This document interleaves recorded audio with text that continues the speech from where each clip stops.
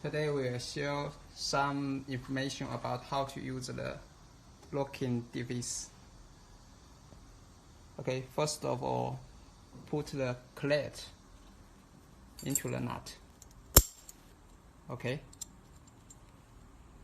Second, put it into the tool holder body. Okay, now we put the bit inside and lock it.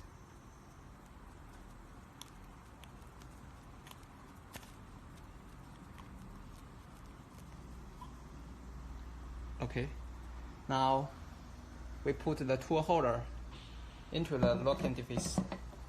Put it in. Now we use the spanner to lock it.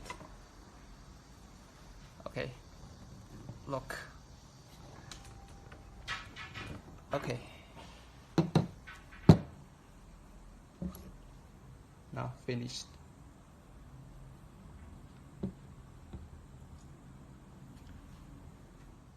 Okay, put this tool system into the locking device. And now we open it.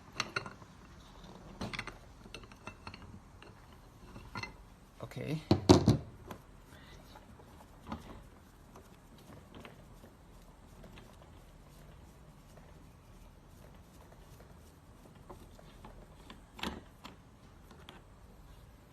Okay.